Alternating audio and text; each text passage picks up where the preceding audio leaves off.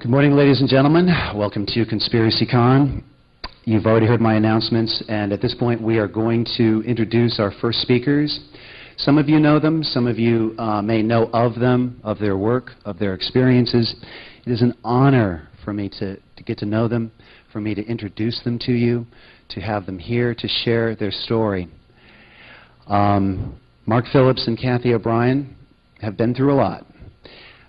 Cathy has had some extraordinary experiences in the mind control program, and I will let them elaborate on what that is and what that means. They have authored a book called Transformation of America, keyword trans. I think most of you in this room understand what that means.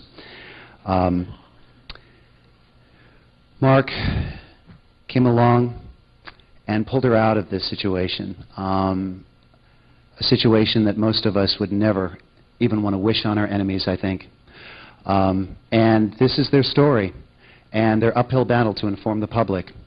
I don't want to take any more of their time. I'm going to let Mark lay out the details. He will speak first and then bring on Cathy. So without further ado, if you will please give a warm round of applause to Mark Phillips and Cathy O'Brien.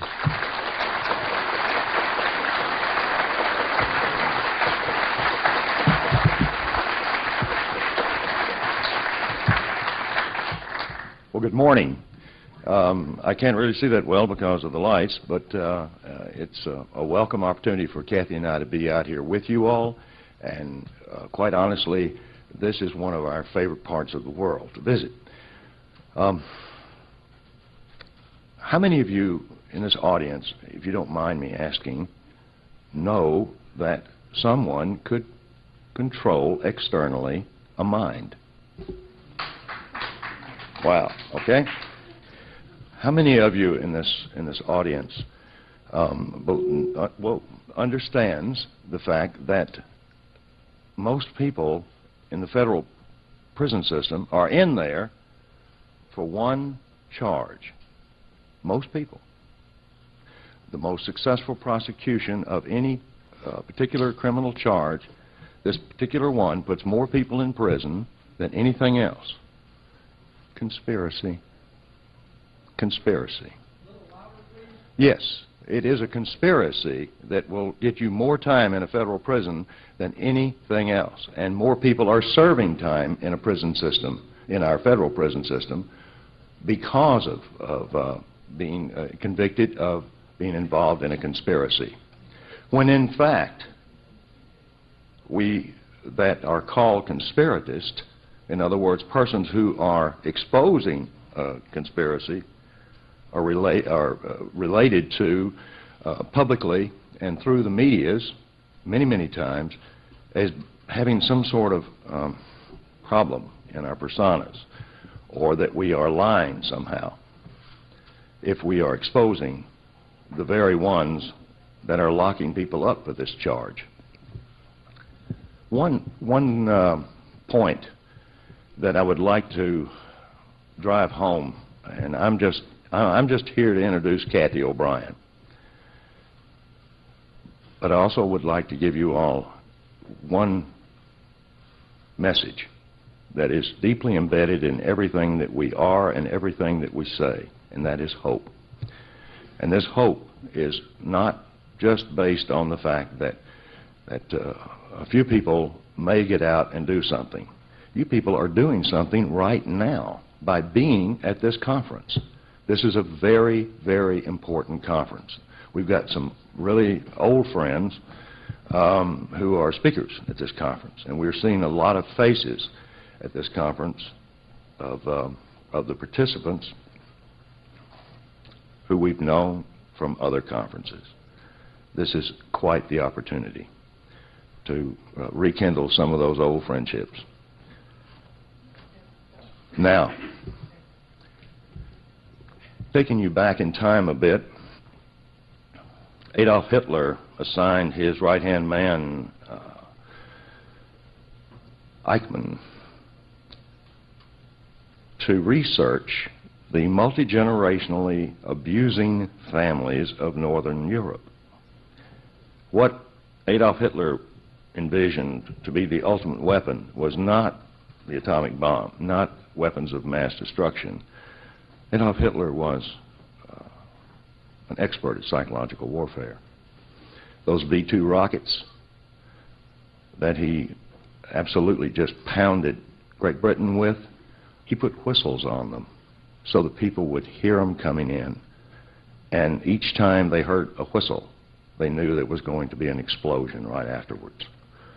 This was a very important factor to beat down the people's morale, to make them want to give up.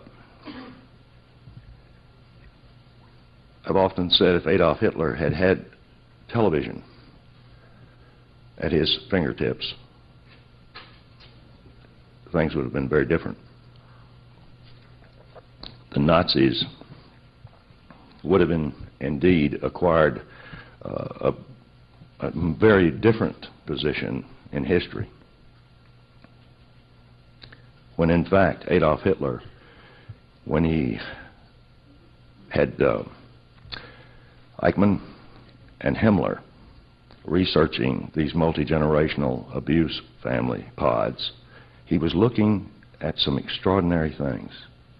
He was looking at what the results are of the psychological traumas, sexual abuse, as well as some extraordinary physical abuse by these families on their own children before the children were age 5, before their brains had a chance to form. This was outside most people's realm of understanding.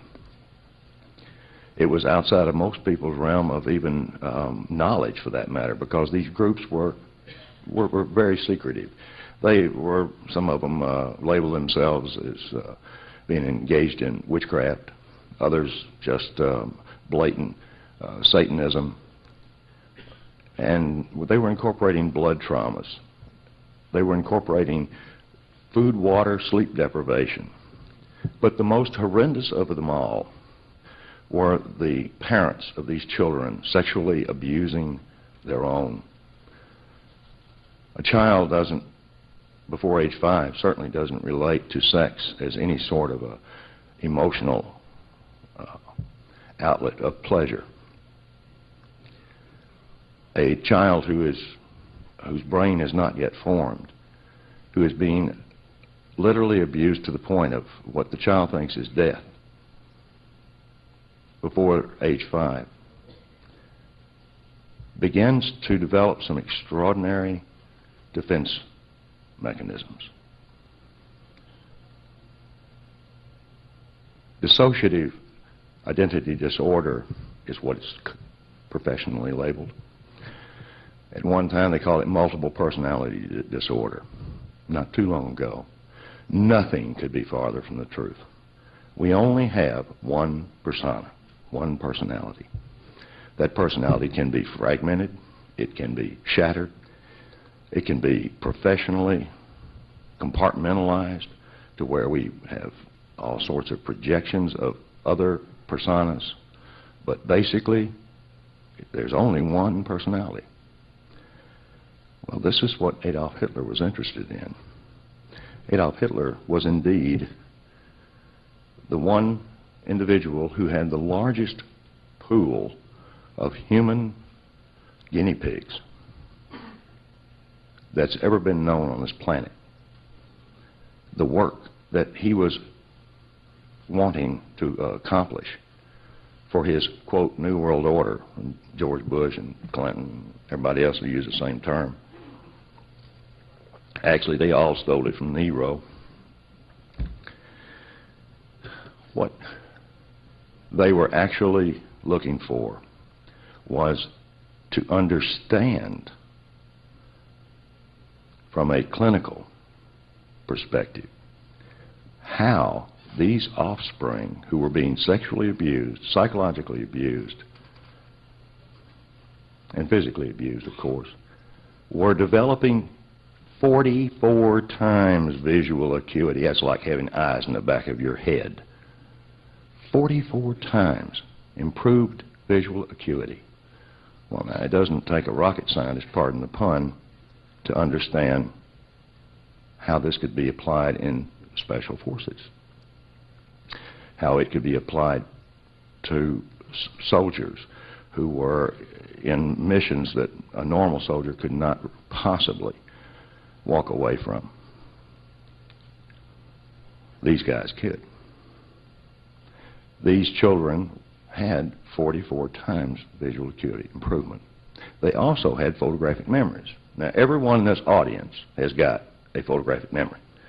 Some of us just don't use the camera very often, but nevertheless, we've all got it. I'm one of those folks, too. By the way, Cathy and I don't prepare our presentations. I've never used notes, except when somebody wants me to announce something. It's very easy to tell the truth over and over and over and over again.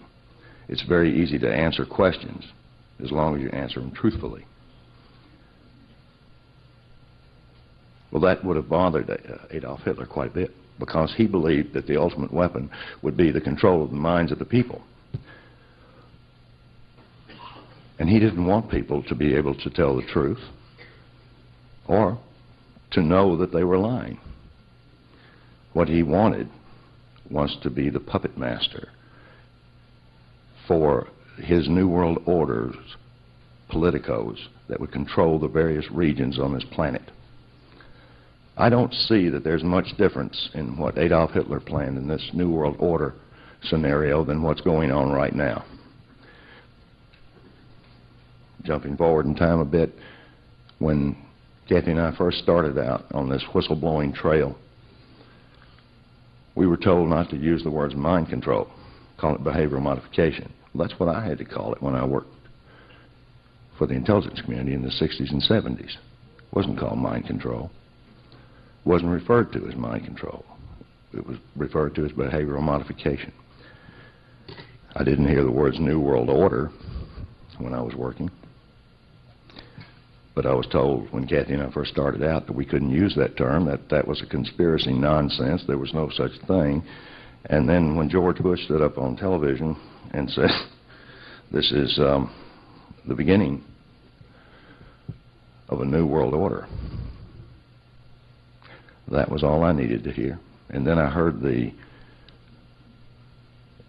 admiral in charge of SEAL Team 6 stand up on the Discovery Channel and say that he answered only to the President of the United States and the New World Order. That documentary is available, and I would like to be able to afford to at least have that clip and send it to all the people who said there was no such thing as New World Order. When Adolf Hitler began to research the findings and he began to apply some of these things on people, he began to understand the gravity of if you control the person's mind, then you control everything. Freedom of thought is mankind's last remaining freedom, and it has been eroded seriously just in the last few decades, more seriously than ever before. It used to be that religions control the people in a type of what I call soft mind control. And then it became, if it was hard mind control, they called them cults. Now, all of us are subject to soft mind control. All of us have had it applied to us because our history books, for instance, have been changed. Our newspapers and our other forms of news and information are greatly spun and changed so that we do not get the truth. If we don't get the truth, but we think we're getting the truth, and we're predicating all of our thoughts, our actions upon what we learn, but what we're learning is controlled, contrived, this is mind control. This conference should be 100 times the size that it is. It should be like one of these major football games or baseball games. But no, the people who think they're free and think that they have freedom of thought are attending those games by the tens of thousands. And guess what?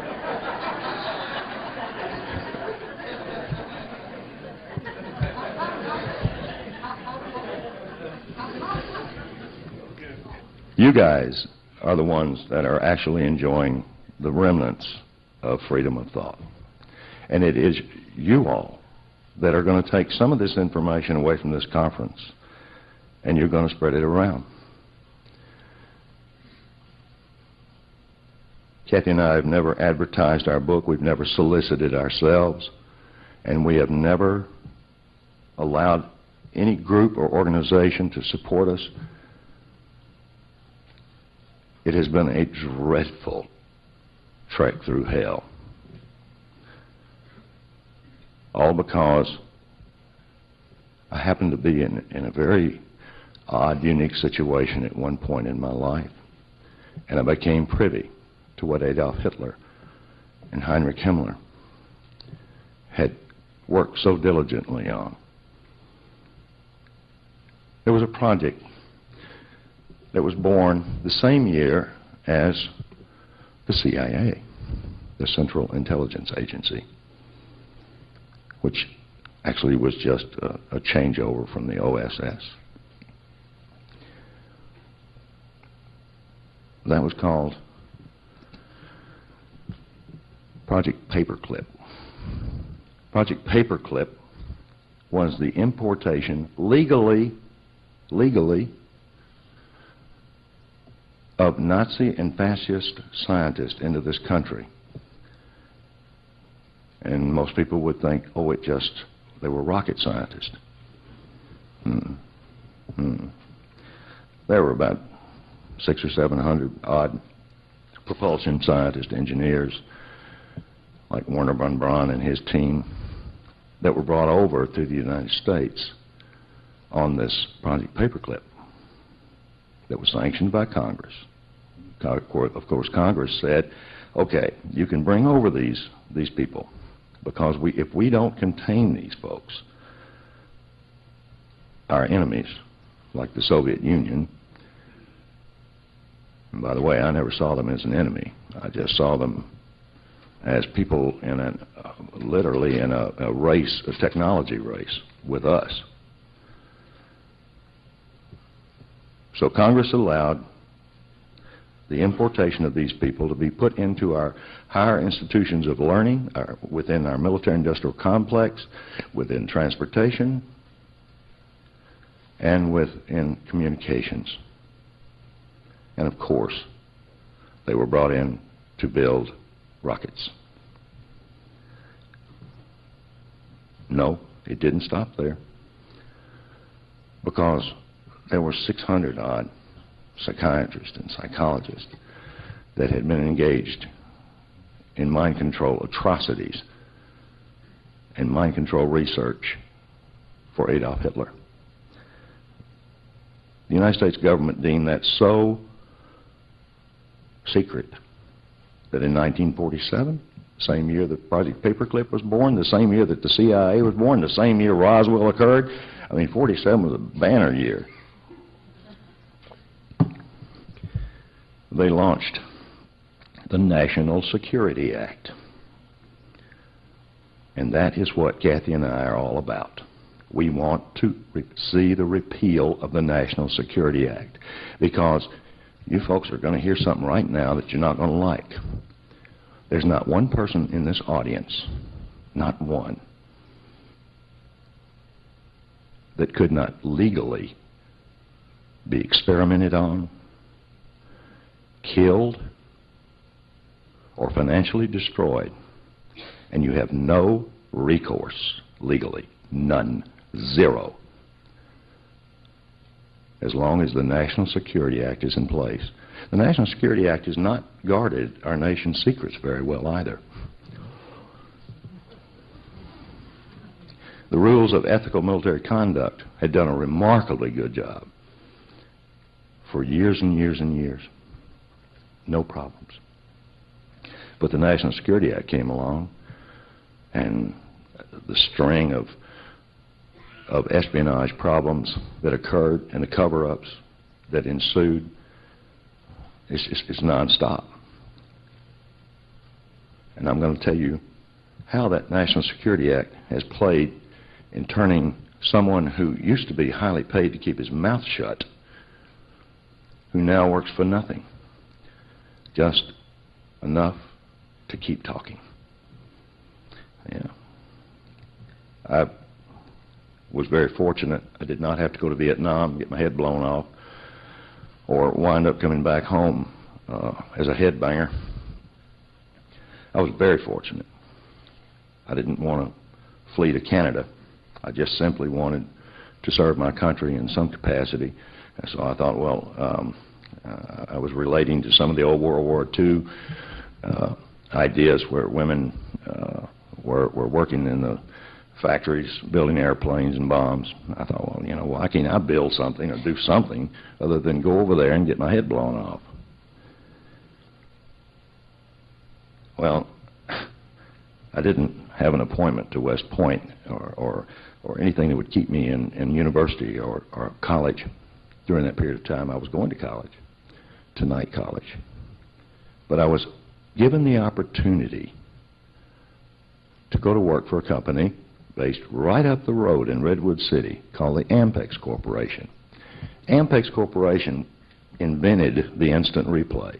They had developed videotape, and they were the foremost military-industrial complex provider of the most extreme technologies in recording ever known to man.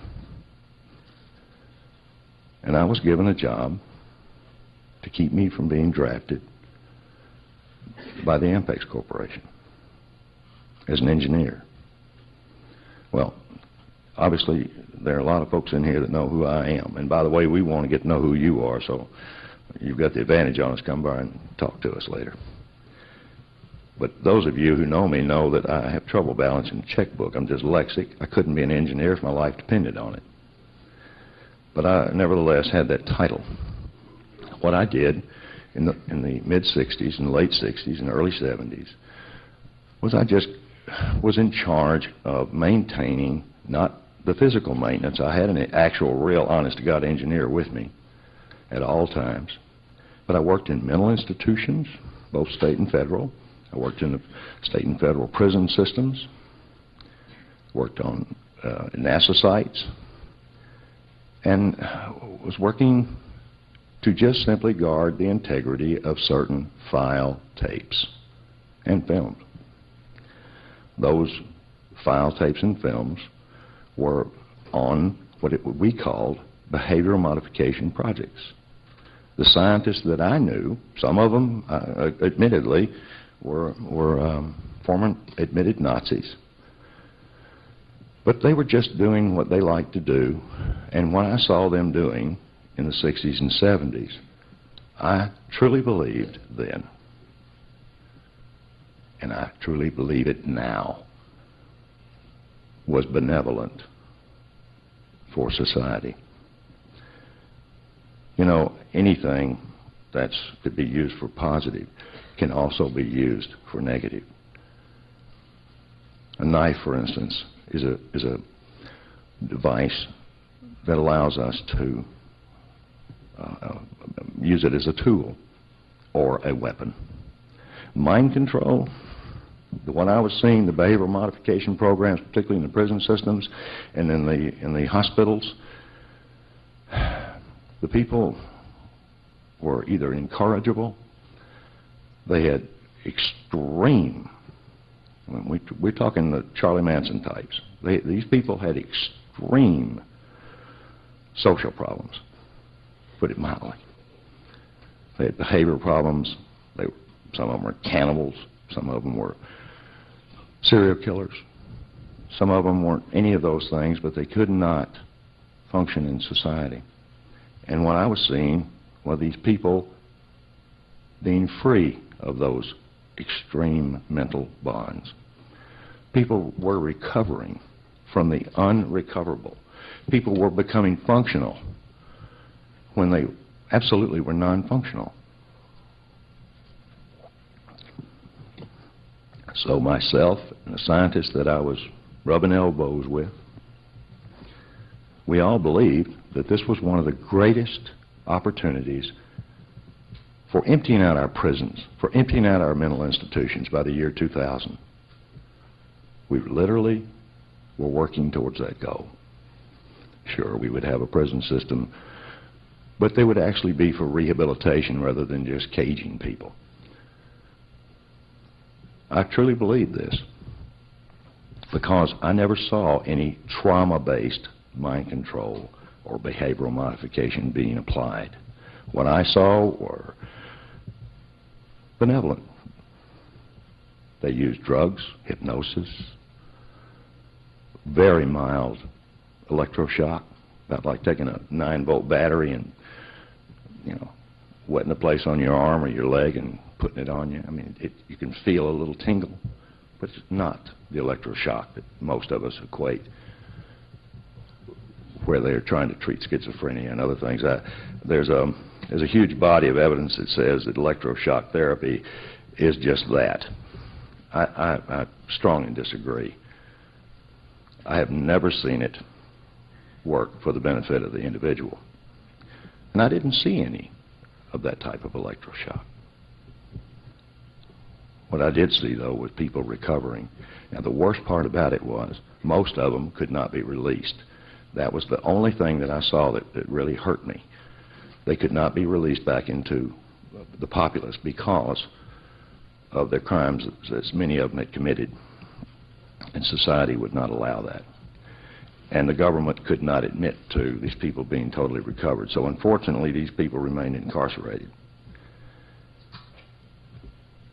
Well, these scientists working on this project, by the way, the project name was officially born in 1953, some 64 months after the National Security Act was passed, when the Central Intelligence Agency became a funded organization, and when something landed in Roswell. All of these things that were happening made me believe that mankind was truly evolving.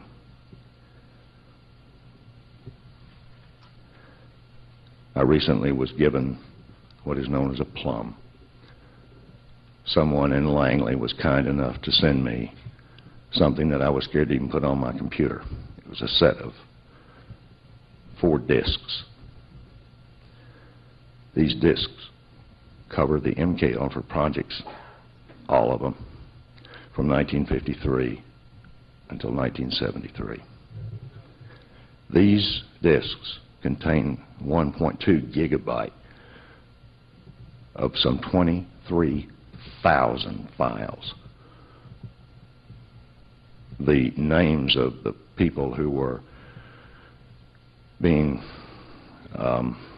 worked with, experimented on, were blacked out. That's all. The rest of the project information is there, believe it or not, intact. It's not redacted, for the most part. I hadn't even gotten through them, all the files. It would take me a year to read all that stuff. But I did find some extraordinary information in it. And Cathy and I are putting these things available. I only had about a dozen of them I could bring to this conference.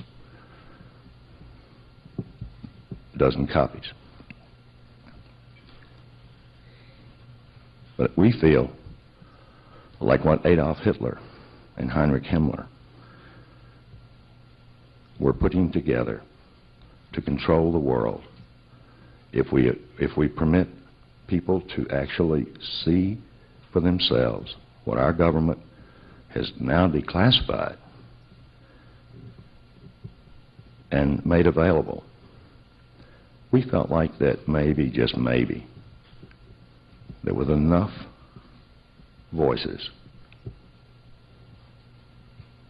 this situation can be reversed. I still believe this.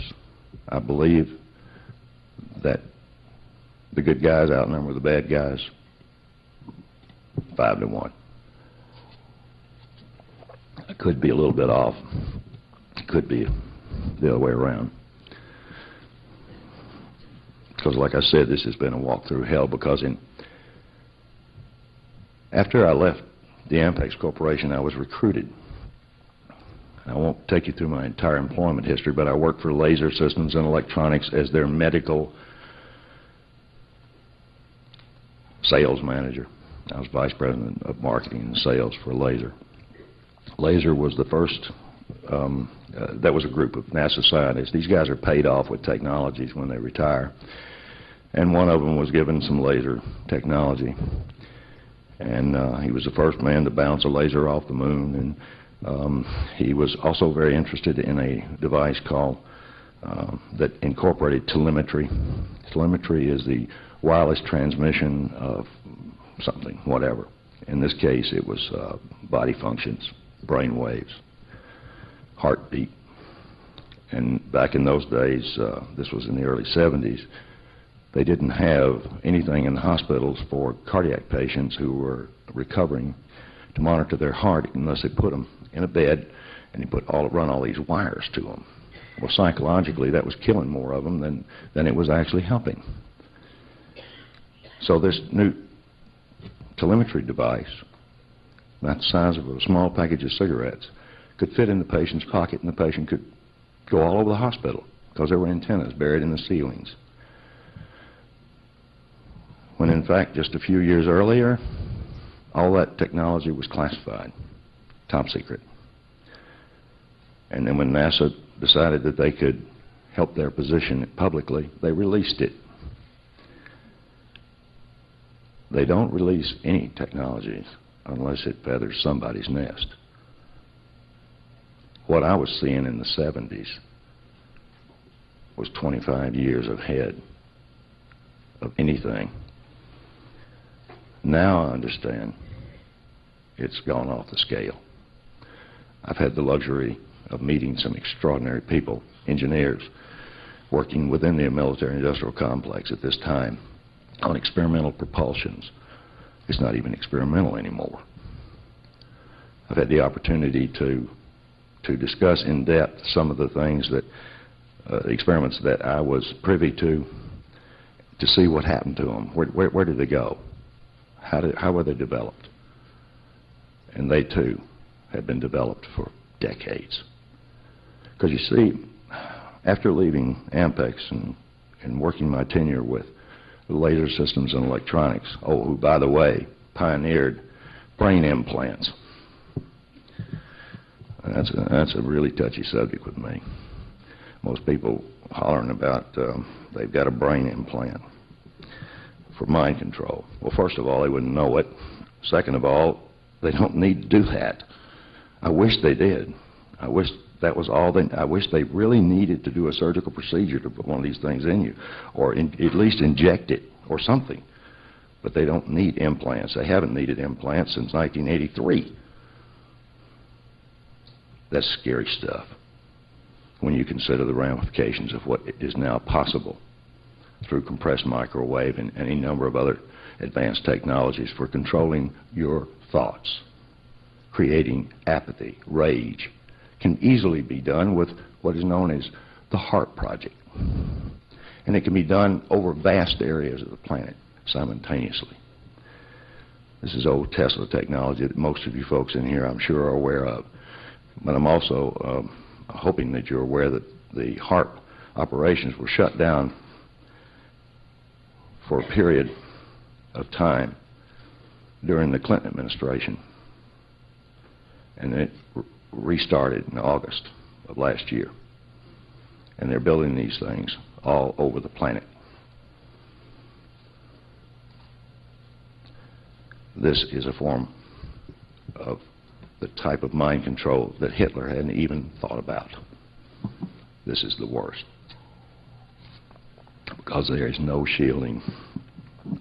You can't be a privileged person and avoid it. In the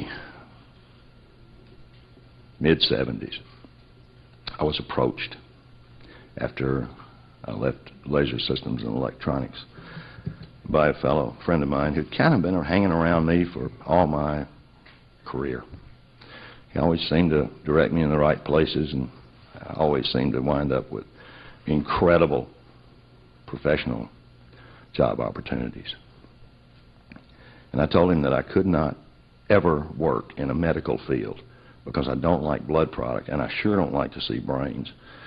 And I couldn't stand it. I mean, I literally passed out in an operating room one time watching a simple brain surgery. They were trephining this boy's head. He had a pressure on his brain, and when they got that little drill in his head, the thing just blew out and splattered me. That did it. I hit the floor. And I didn't eat for several days. Thank God I wasn't fond of organ meat, or I'd never been able to touch it again. But I did tell this friend of mine, I told him, I said, I don't care what it is, I just don't want to deal with the medical profession, and I've got all these job offers from Johnson & Johnson and Codman and Shirtland, and the list goes on. I said, I can't handle it. I said, I don't care about the money, I just can't handle it. He said, well, what about transportation? I said, okay. So he said, well, I'll send you to a place called Smyrna, Tennessee.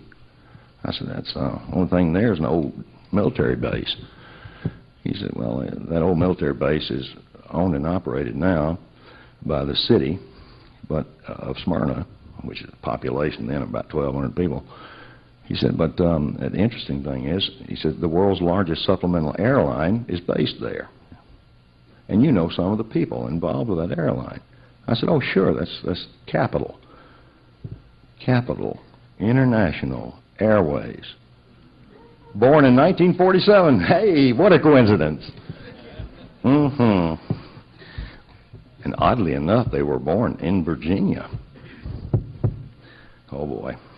Well, I didn't really consider anything other than the fact that they were a large supplemental airline, and I was a marketing guy, so this would be a great opportunity, and I interviewed.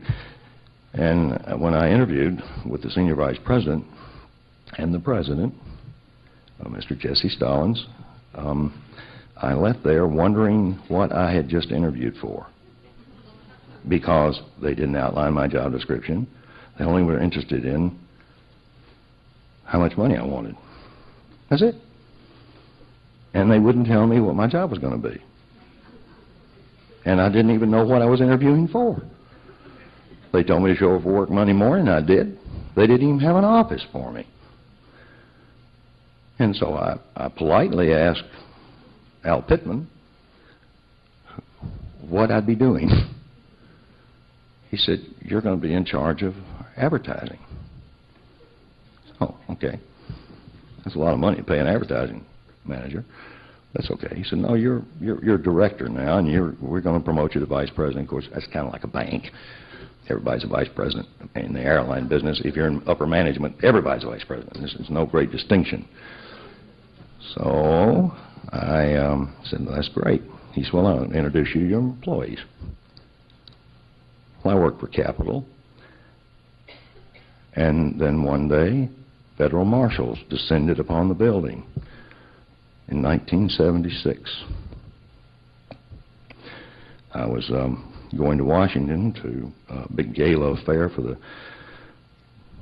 travel and tourism. Donna Tuttle, who was undersecretary under Jimmy Carter, had invited me up, and I was being honored for my contributions to U.S. travel and tourism. I thought it was kind of nice until the U.S. Marshals came in, and they briefly asked me, by holding up a paperclip, what did I know about this? Well, I'm not real slow, but I told them, I said, I use them every day. I said, I got big ones, little ones, and I said, we've also got plastic ones.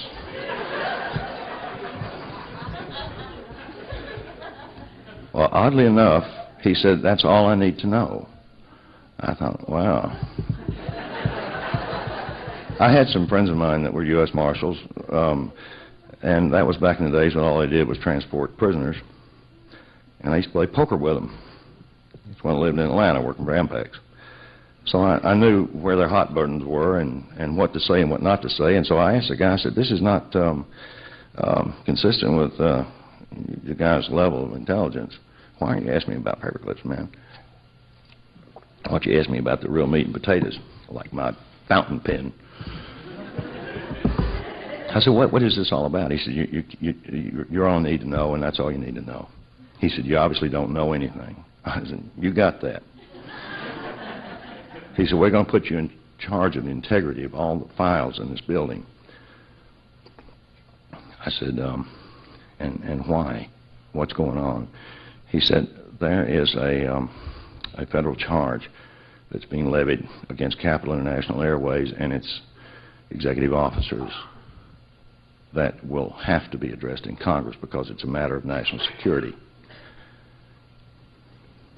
Well, putting me in charge of the integrity of those files was very much like putting handcuffs on me and putting a big block of cheese and putting me in that, in a little box with that big block of cheese, and I'm handcuffed, and you turn 15 rats loose, and I'm supposed to guard that cheese? I knew I was going to go to prison, and probably for the rest of my natural life that I'd been set up. Well, I went in and I expressed my opinion to my boss. He said, "You don't have anything to worry about." I said, "Oh, yes, I do, because I happen to know that somebody just broke into one of the files, and they said that I'm going to prison. Whether I tell them or not, I'm still going to go to prison." He said, "You're not going to say anything." And he said, "We hired you because you know how to keep your mouth shut." So I thought, kind of insulted. I said, "I thought you hired me because of my abilities." He said, "That too, but you can keep a secret." I said, "Okay, I'll tell you what I'm going to do. I'm going to leave this country.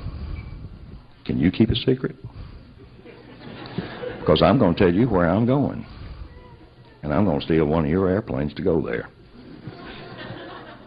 And he told me, he said, "Now, wait a minute. Don't even start that kind of dialogue with me," or something to that effect. And berated me. And he said, "You wait out there in it was the boardroom actually attached to his office."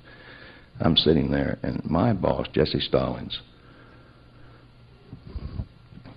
picks up the phone and calls a fellow by the name of Richard Nixon. Oh boy. This is really getting serious now. Really, really, really getting serious. I thought, well, life as I know it is over, and I don't even know why.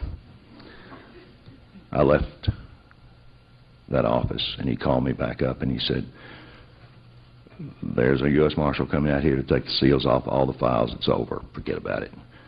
I thought, Jesus, all I got to do is get out of this company. I got to get away from it. And I had people telling me all the time I work for the CIA.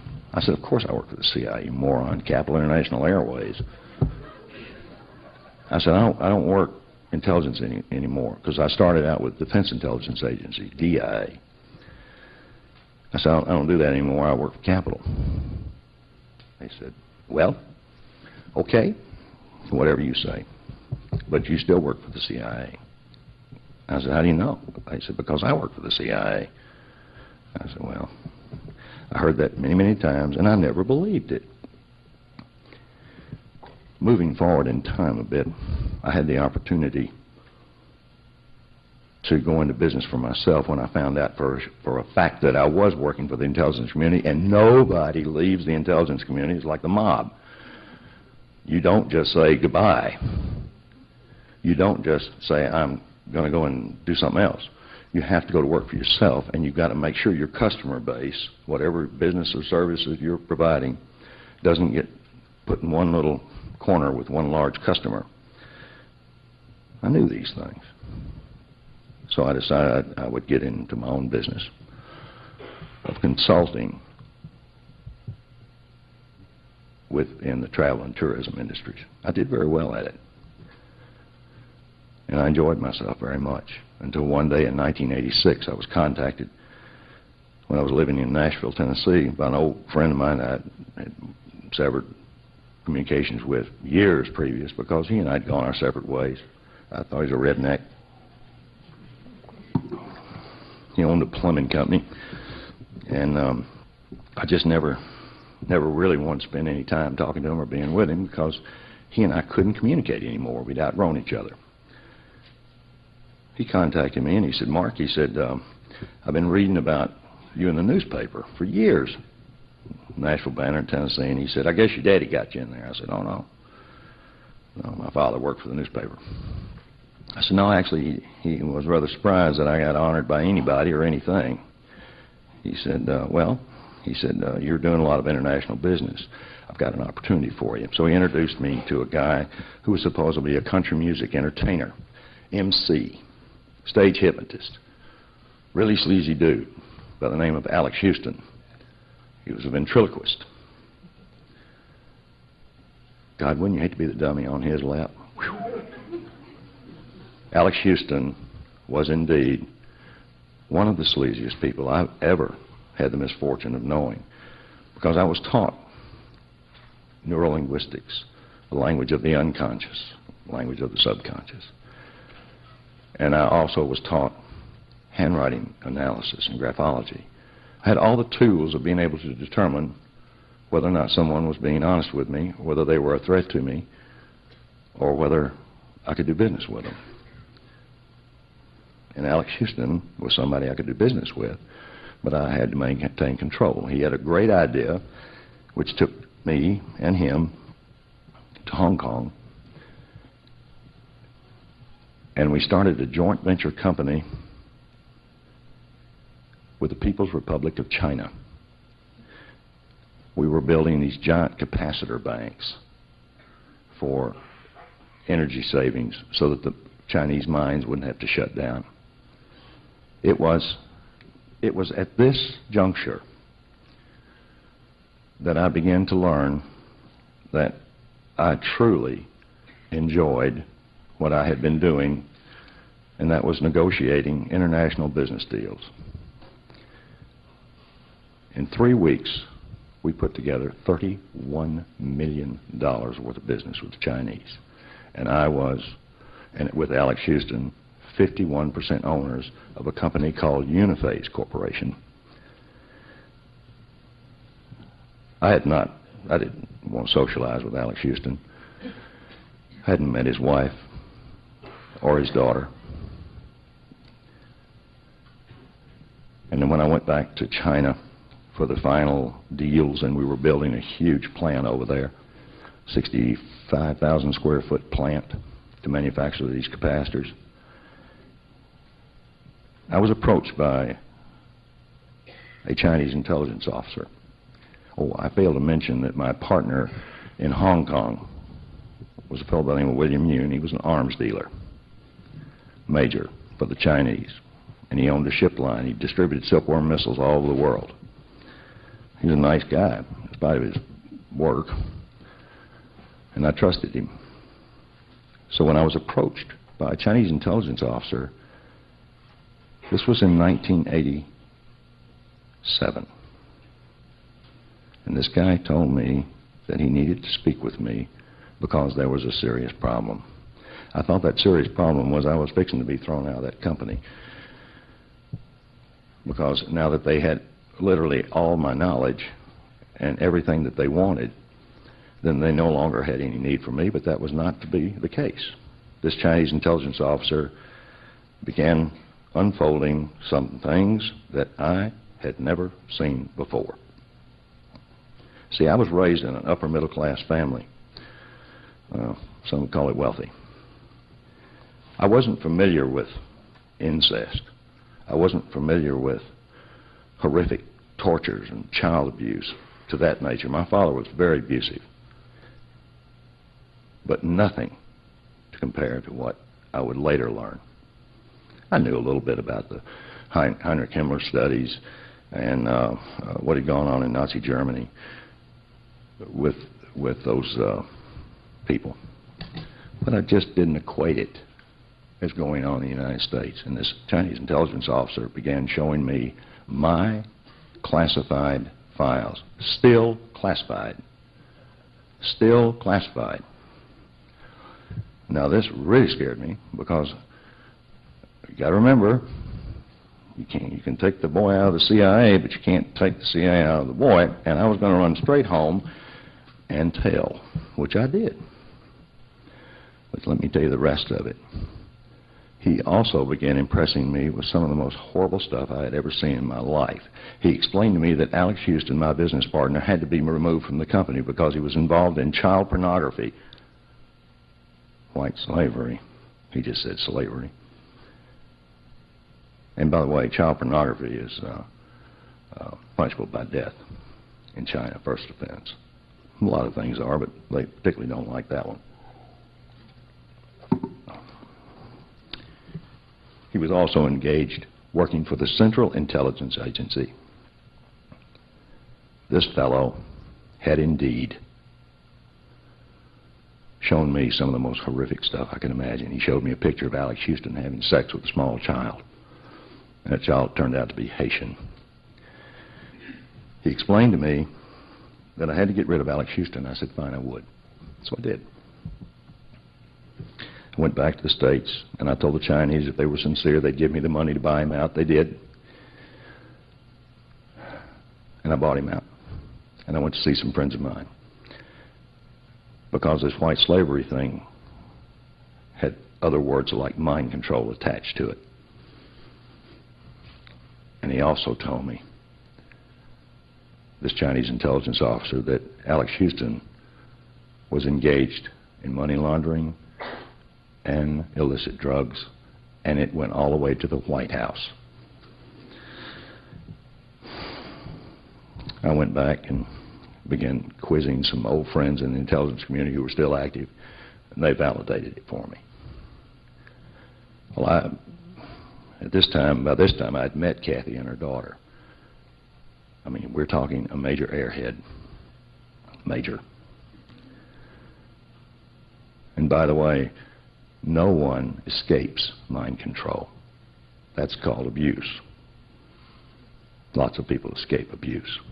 Mind control is just that. It's mind control. You don't know that you're being controlled. Of course, Cathy didn't even know her own name. She didn't know how old she was. She didn't know where she'd been in her travels. So I was convinced that I would get them out and get them into therapy and go back to China and do my thing. So I asked some people that knew, and they gave me codes, keys, and triggers. I applied them. They worked. I got her out, her and her daughter. And guess what? Everything in my life flipped upside down. All my bank accounts were gone. Everything that I had, gone. And they did the stupidest thing. They threatened me. And they had the sheriff of my county, who was a friend of mine, to deliver it. And he told me, he said, Mark, he said, this is CIA crap.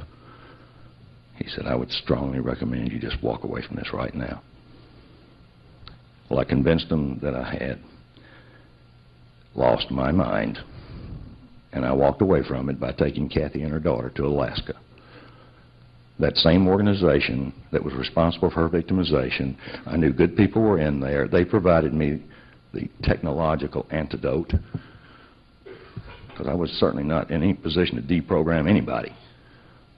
I'd seen it done, but I didn't know how to do it and didn't pay that close attention. So I had to do it. And as a result of that, you're going to hear probably the most incredible, validated story that is going to soon be a major theme in maybe more than one motion picture and a TV series, documentary series. After all these years, Cathy and I believe that this is our last year. And now I would like to bring up the person who is responsible for turning my life around. I wasn't ever a bad guy, but I I truly believed a bunch of things that weren't true. And now I know the truth, and now you will as well. If you'd please welcome the love of my life, Cathy.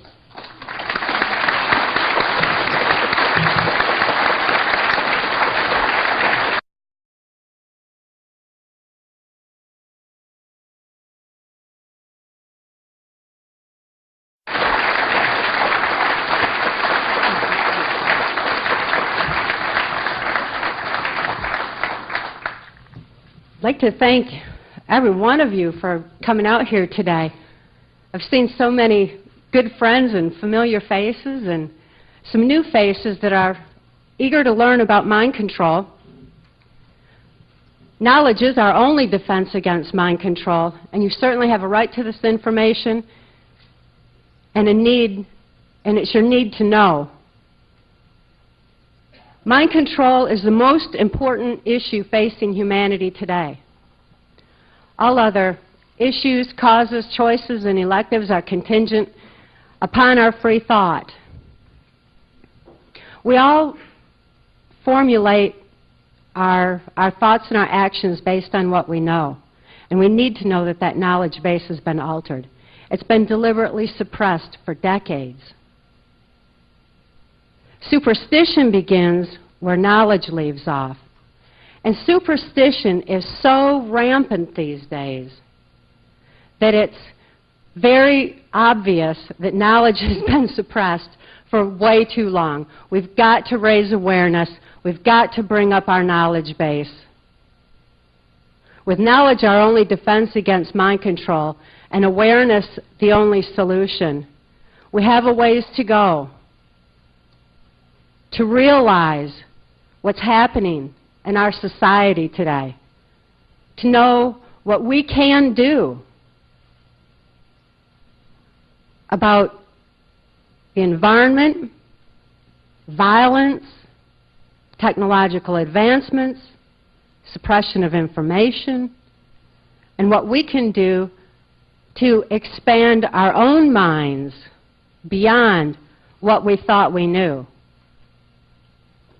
So many times people feel like, oh, I've got the answer now, and wrap up all their knowledge and all their information and put it in a box. Knowledge doesn't fit in a box. It's not that simple. There's always more to learn. There's always more to know.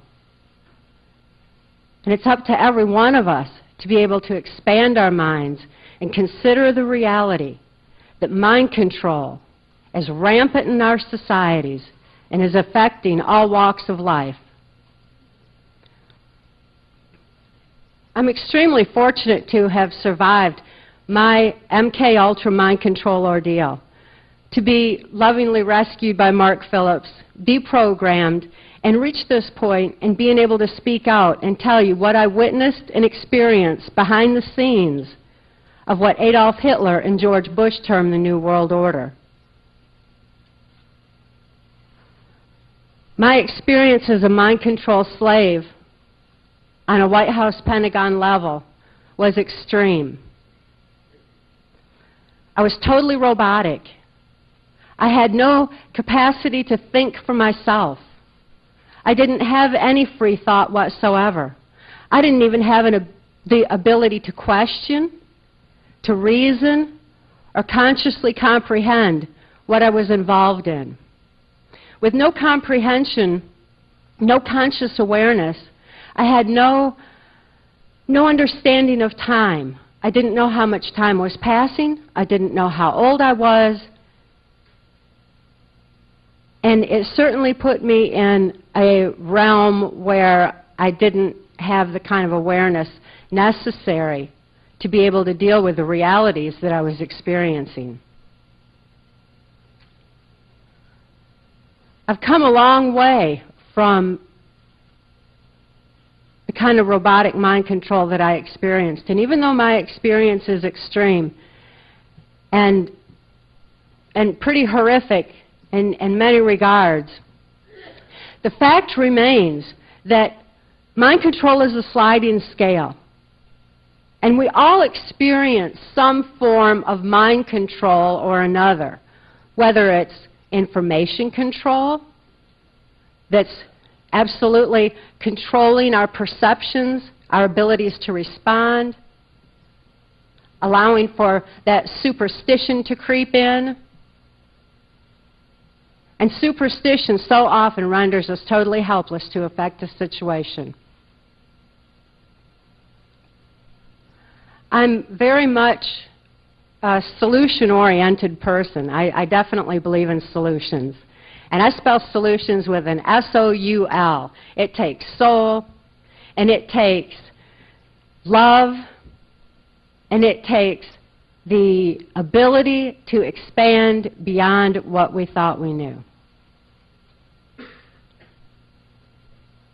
The solutions are so exciting. I would much rather spend the whole time today talking about the solution aspect of it, because I'm real excited where we can go with the information that has been suppressed for so long. I believe we've all learned at some point, or been told at some point, that we use about 10% of our brain. That leaves a whole lot of our brain that we get to know about, that we get to learn about. The criminals in control of our government, in control of our information and our technology, have been suppressing the information on mind-brain function in order to control all of us by what we don't know. Secret knowledge equals power. And they're using that power to control each and every one of us, to put us in a position to have to rely on superstition. And when we rely on superstition, so often that puts us in a fearful position, and people get very fearful these days, when in fact we're right at a turning point, right on the verge of the most exciting and wonderful possibilities that humanity could ever face. I feel so fortunate to have come from the extreme mind control, to have seen what the criminals have been doing for decades and for generations behind the scenes of the political global effort, to see people beginning to wake up, to see the New World Order effort beginning to crumble to the point where these criminals are scrambling and working as fast as they can to make the difference while they can. They know that they're out of time. And now it's up to all of us to be able to grasp the information and spread the word, wake up our brothers and sisters, because this is our time and change is occurring. When we expand our thought, it's like we're opening our minds to a new dimension of thought. To be able to realize that we have within our own brains the capacity for self-healing, for discernment of truth. When we can discern truth, it's going to alleviate a whole lot of the problems that people are having dealing with fear and superstition and panic and everything else these days. When we can discern the truth, it will indeed make all of us free. We do have that capacity. We have a capacity to be able to stop the violence in the school systems, to stop the erosion of the planet that's happening right now. I'm deeply concerned about the ecological issues that are coming to light. We have the capacity to make differences for our planet and for our own selves, and to advance our own spiritual, emotional, mental, and physical evolution. This is a wonderful, wonderful time to be alive. But before we can implement solutions, the problem must be identified first, and it must be clearly identified. And that's what I'm going to be talking about today, is what I saw, what I experienced behind the scenes of the New World Order effort, what is actually happening through the manipulation of the minds of the masses, the fact that so many people are under total robotic mind control in so many walks of life, from the intelligence community, politics, special forces, military, It's even in sports and entertainment. Mind control is very far-reaching, and the one that disturbs me personally the most, where my own passion is in the school systems, where our children's minds are being manipulated. Adolf Hitler said that if there were any free thinkers left in Nazi Germany, he was not concerned because he had the minds of the children through the education system. I heard that quote when I worked under Education Secretary Bill Bennett during the Reagan administration, and it was a plan that was put into place and being used in the school systems. It's one that's based on the same kind of concept that the military was conditioned with. It was determined that only 15% of the people could point and shoot at their enemy in a combat situation. 15% was not considered a sufficient number for the warfare that was being waged. So the military wanted to up that number, and the way they found to do it was to manipulate the minds of the soldiers to where they had to bypass that critical analysis, where there couldn't be that moment of thought that this is another human being, and what am I fighting for? You know, to bypass any of the kind of questions and critical thought that could come into play. So the military was programmed to bypass the critical analysis so that they could just point and shoot, point and shoot, point and shoot without thought, as though it's some kind of a video game. Notice the term video game. It certainly has a strong impact on our society as well, because that same technology, that same erosion of critical analysis has been put into our video games. And it's also been put into the school systems. The children have lost their ability to critically analyze. They've got information being pumped into their brains at a very, very rapid rate. They're smart kids, but they don't have the capacity and the ability to utilize the information in a creative and effective way. These kids, since they have lost their ability for critical analysis, are doing the same thing that military personnel do when they're turned out onto our streets without being deprogrammed. And we're having extreme violence in our school systems. We've got to understand what mind control is, how it works, and what we can do about it. For this reason, I'd like to talk briefly about what my experience is in MK Ultra mind control and how it came to be. Because even though my experience is extreme, it certainly gives a clear picture of what mind control is, so that you begin to see how it's being used against all of us in some form or another. When I was a really young child growing up in Muskegon, Michigan, this would be the early 60s. I was born in 1957. My father had been sexually abusing me as far back as I can remember. And he often bragged of substituting his penis for my mother's nipple while I was an infant. What this did is create this idea in my mind, or change this whole sexual aspect in my mind to one of survival, akin to eating, drinking, breathing, because that's what that kind of childhood sexual abuse results in. So my sexuality was heightened from a very, very early age, and I also developed what is known as dissociative identity disorder. It was formerly termed multiple personality disorder, but has since been redefined because it's not multiple personalities, but the shattering of a personality and a compartmentalization of memory, of trauma, too horrible to comprehend. Childhood sexual abuse is certainly too horrible to comprehend. There was no place for that in my mind.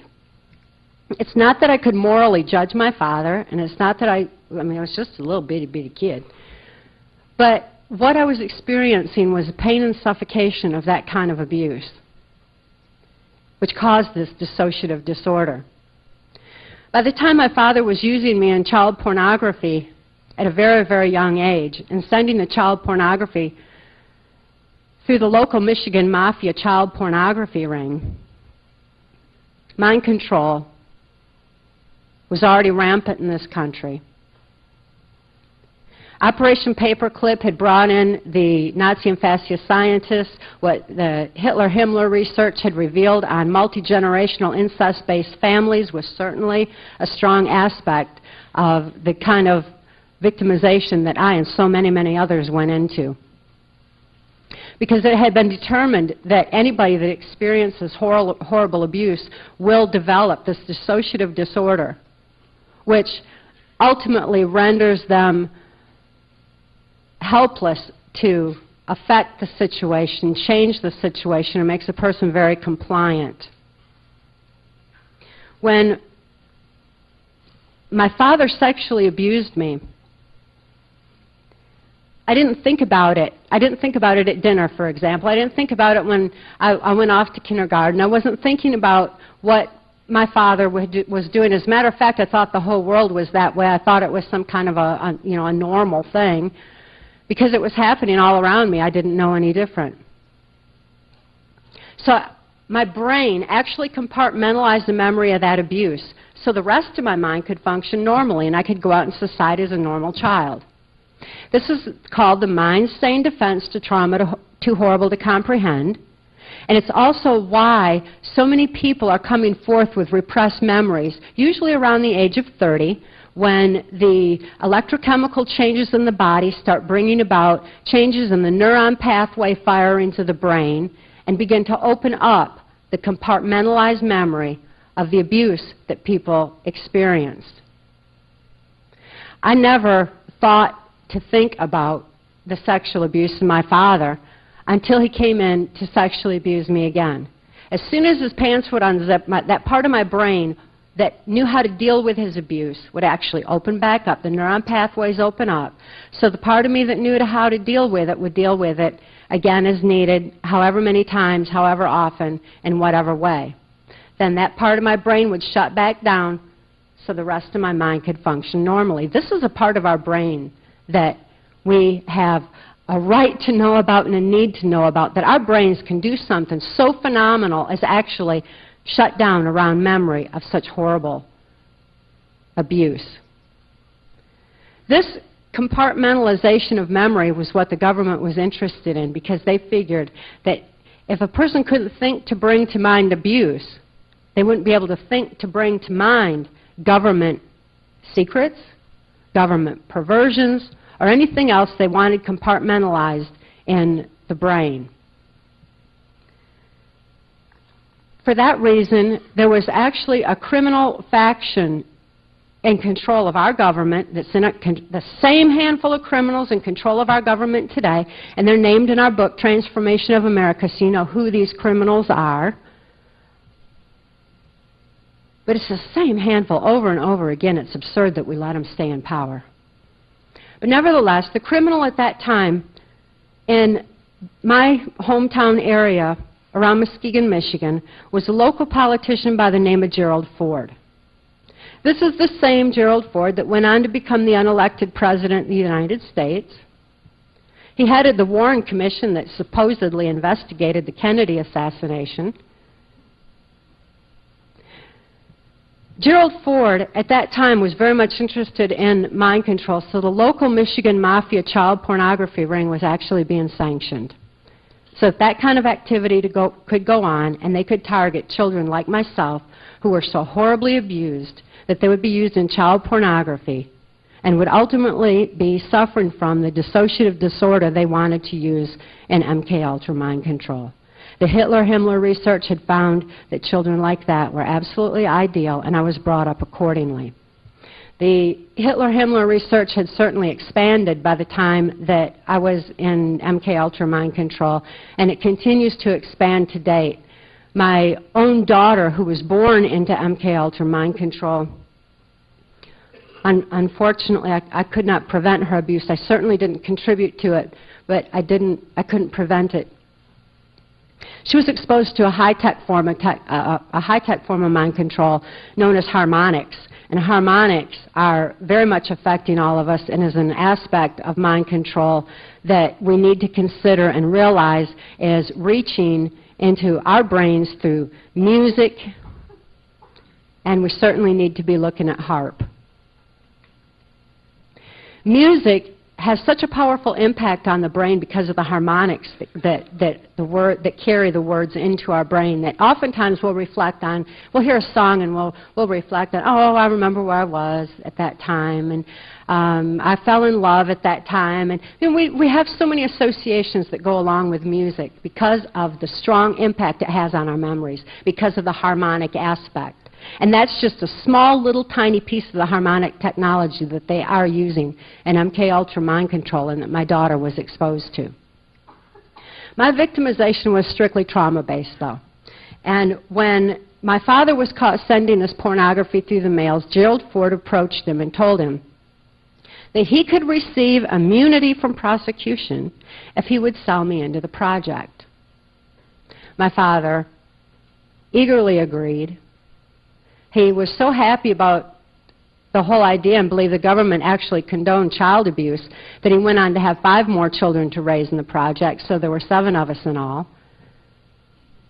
And he was never prosecuted. He remains free to date for reasons of national security. I think this begins to show clearly what has happened to our justice system. When we see gross and blatant violations of laws and rights occur in the court systems, particularly where children are concerned. I know right close to here you had a major occurrence going on with the Marin County Daycare Center because Lieutenant Colonel Michael Aquino was on the daycare board. The founder of the occult temple of Set that's proliferating on our military bases. Head of the Psychological Warfare Division of the Defense Intelligence Agency, one of my primary mind control programmers, and someone who doesn't religiously believe in what he's doing, but certainly understands that trauma, like sexual abuse of children, which he's, with the Presidio daycare scandal, certainly named him in, and occult trauma are certainly too horrible to comprehend. There's no place for it in a child's brain. In anyone's mind, for that matter. Good people don't think to look for that kind of criminal activity even because it's so horrific. Well, when my father agreed to sell me into MK Ultra mind control, he agreed to follow the instructions of the criminals that were going to raise me according to MK Ultra specifications. And he began subjecting me to occult trauma. He took me to Mackinac Island, Michigan, which is where the Michigan Governor's Mansion is located. And when I was a little kid, George Romney was governor at the time, and he was very much interested in mind control of the masses, not only through the education system, which ranked #1 in Michigan during the years that I was growing up, but also he was interested in taking what the Catholics had learned about the effects of trauma on the human mind into the Mormon Church.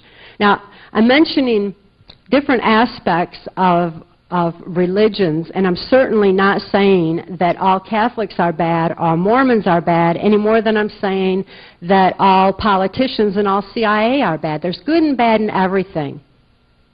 And when we learn to open our eyes to reality and learn what the components are, we learn to start watching their actions rather than listening to their words. It's a lot easier to discern and to make free choices for ourselves rather than blindly following the paths that we're led down. But nevertheless, Romney was interested in the effects of trauma on the human mind and bringing it into the school systems. So I was often taken to Mackinac Island, Michigan, and it was there that I met who would become my owner in MK Ultra Mind Control. About the age of 13, I met U.S. Senator Robert C. Byrd. Senator Byrd has been in office longer than I've been alive. That's kind of absurd in itself. I mean, that's a long time for somebody to be in such a powerful and influential position as Senator Byrd has been in control of our country's purse strings, deciding where money is going to be spent, where, how, why, and for ultimately what purpose. And his purpose certainly isn't for the betterment of this country or any of us. It's toward what Adolf Hitler and George Bush termed the New World Order, a robotic enslavement of society that is well on its way to that goal. Senator Byrd's position has been extremely influential for far too long.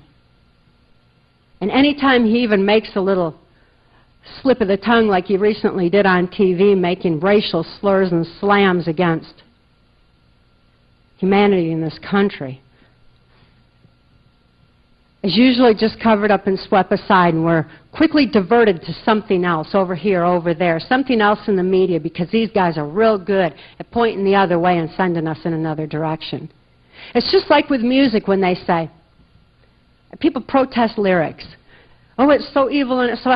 Well, it's horrible that they're talking about the kind of violence and the kind of shallow horrors that they are in music that absolutely should not be. But the problem is not in free speech, which is always stops any of us from making any progress and cleaning up the music situation. It's in the harmonics. The harmonics are what drives this information into our brains on such a strong level. My music was controlled under MK Ultra mind control. I was told what I could listen to. I was told what I could watch on TV. And the shows that I watched were ones that had subliminals in the backgrounds, high-tech themes that could be used and were used throughout my MK Ultra victimization, such as Disney themes predominantly and The Wizard of Oz. Those were some of the main ones. But by controlling my environment, they were controlling my information. They were controlling my perceptions. And their controls were closing in tighter and tighter and tighter on my mind, to the point where I lost my capacity to hope that there were good people in this world, that there was some place in the world where people didn't hurt each other, where I lost my ability to even think for myself, to reason or comprehend what was happening. By the time I was 19, I was thrust into MK Ultra mind control, worked on a White House Pentagon level during the Reagan-Bush administration, carried out many criminal covert operations for the CIA. And that's another thing I'd love to just tell you about, so many of them, the groundwork for NAFTA, for example, the global education system, which, as I said, is an enormous passion of mine. There's so many aspects that need to be addressed, but I would encourage you, please look at Transformation of America for that information, because Transformation of America was originally written for U.S. congressional intelligence oversight, which means that the facts in there have to be validatable, backed up, and the documentation, the proofs on it are so strong that it's an important bit of information that's not the easiest to read because of the way it was written, but nevertheless, it certainly outlines the covert operations, the fact that the CIA was involved in the so-called war on drugs, which was no more than the CIA eliminating their competition worldwide. Well, they turned our streets into a bloodbath. Since we're here in California, I've got to make mention of one little aspect of this so-called war on drugs that disturbs me very, very, very, very deeply. I was exposed to many drugs under mind control. Since my sexuality had been enhanced, the operations that I was used in oftentimes involved some kind of sexual perversion, sexual activity. Oftentimes, compromising videos were actually being filmed through the little lens in the ceiling. Because these criminals in control of our country and our information and our technology do not trust each other either. So they blackmail each other and they keep each other in check through those kind of aspects. And that was one more part that I was aware of and exposed to. Well, many of these criminals used various forms of drugs, particularly cocaine. And heroin at times, which I knew would be George Bush's drug of choice because of all the criminals that I've been exposed to throughout my victimization. He has absolutely no question about it. The most influential, high-up perpetrator of all of them. He's run our country through so many administrations. It's got to stop somewhere. He ran our country. Well, first he began with the United Nations. Then he headed our CIA. Then he ran our country through the Reagan administration, through his own, through the Clinton administration, and now look who's in office. From everything that I know and all of my perceptions, the administration that we have in place now is absolutely 100% totally controlled by George Bush and the people that he's associated with in this New World Order effort. But it's my experience that George Bush's choice of drugs was in the heroin, and I knew that there would be a larger influx of heroin into this country, although cocaine is certainly still very, very prevalent. And I know that the CIA and many prominent people were involved in that black budget funding mechanism as well. Of all the drugs I was exposed to, though, there was one that was strictly forbidden, and that was marijuana. Marijuana is strictly forbidden because the effects on the brain actually open those neuron pathways so that any compartmentalization of memory, of any kind of trauma or any kind of so-called secret that's compartmentalized in the brain actually begins to erode. Like what happens to people at the age of 30 when their electrochemical changes happen and their mind expands. That is why they don't want to have even medical marijuana for people who have need and proven need for it. I think it's I'm not standing here to be pro-marijuana at all. I am here to tell you I am extremely anti-marijuana because I know why this anti-marijuana campaign is out there and their efforts to control all of us by making sure that that particular drug is controlled so that no one in any kind of position would have free thought. Now, I'm not saying that is any kind of solution whatsoever to mind control because I'm telling you this is absolutely I do not believe it is. I think at best it's a Band-Aid. What we need is a solution, and the solution is awareness. Knowledge is our only defense. Awareness is our solution, not marijuana. But nevertheless, since we're in California, I absolutely had to make mention of that. I'm pretty disturbed over the fact that the federal government's making so many efforts to stop it.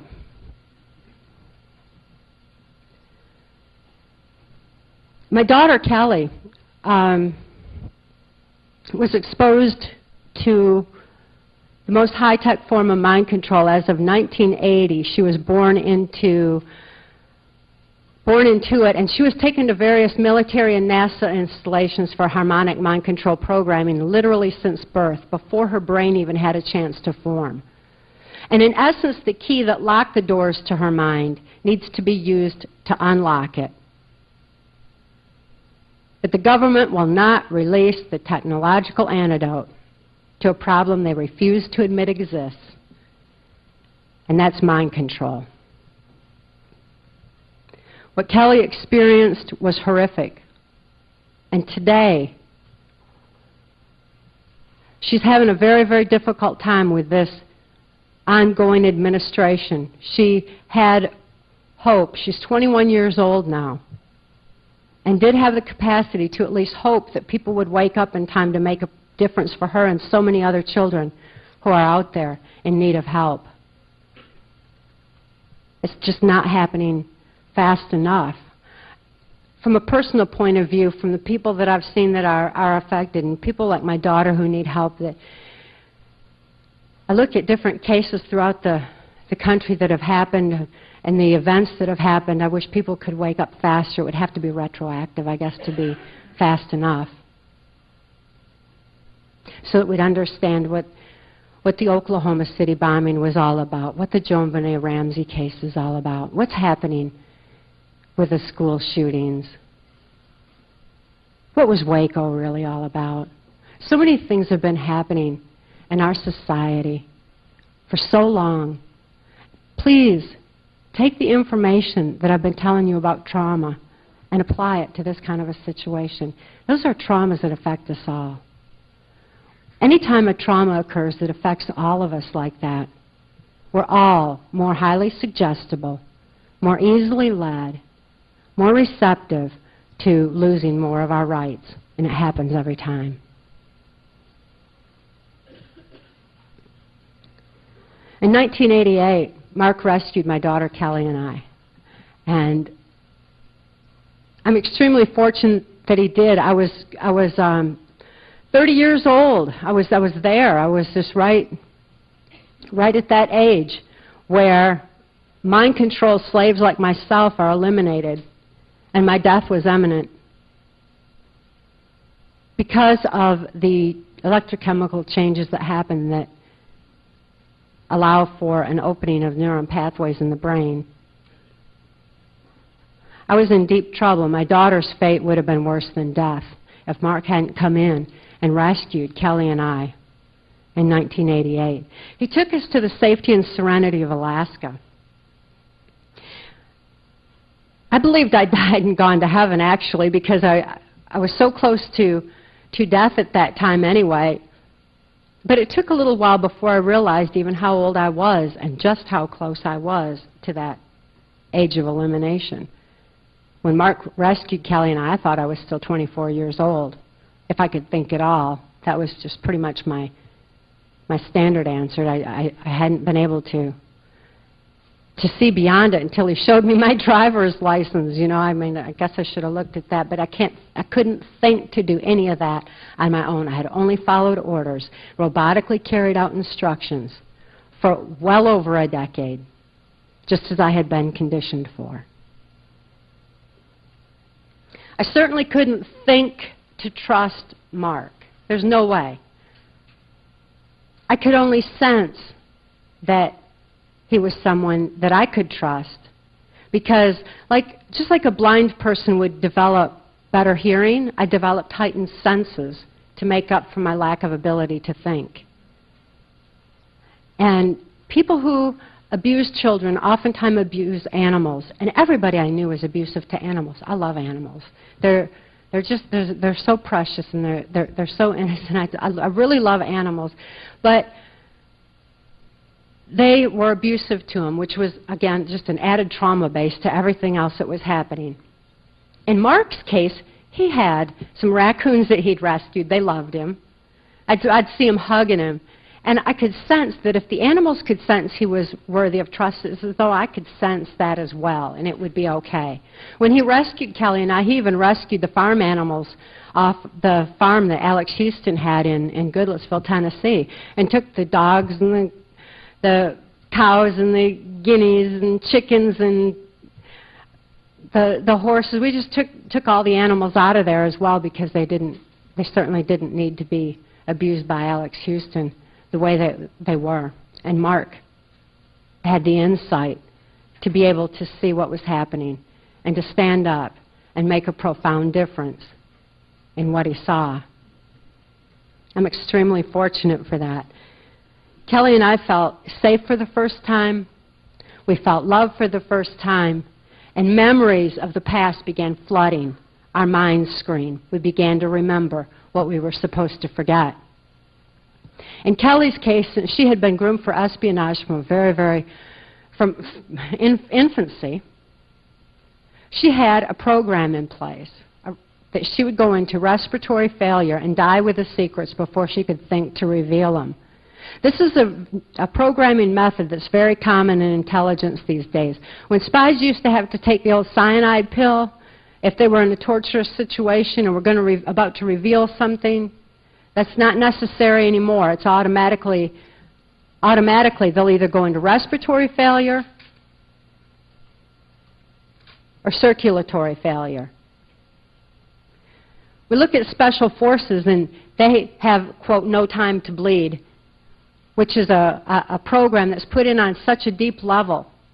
Because when you have sleep, food, and water deprivation in association with trauma, the mind is receptive to accepting information, which when put in on a hypnotic or a harmonic level goes in very, very deep, reaches so deep into the subconscious that it can actually influence our breathing and our circulatory system. If we think about that secret that's been suppressed from us, can you imagine what that's going to do for us medically when we realize we have the capacity within us for that kind of healing? It's very significant. It's going to absolutely revolutionize and evolutionize the whole medical community. I'm real excited at the prospect of what can be done with it. But I'm deeply disturbed over the fact that they had the respiratory failure program in place on my daughter. And as soon as she began to remember, she went into respiratory failure. When she went into respiratory failure, she was put in an intensive care unit at Humana Hospital in Anchorage, Alaska, where she would not respond to any conventional medical treatment. But she began to respond to psychological and psychiatric intervention of a psychiatrist who first diagnosed her with multiple personality disorder, as it was still called back then, with active mind control programming. Not everybody's asleep as to the reality of mind control, and my daughter was fortunate that at least someone could see and recognize what was happening to her. I was still completely dissociative of the past. I still didn't know what we were running from, who it was that was firing at us, what was happening and why. I didn't know. I only knew that it was something I better remember real fast for my daughter's sake, as well as our own safety and our own survival. Of course, those memories are in our book, Transformation of America.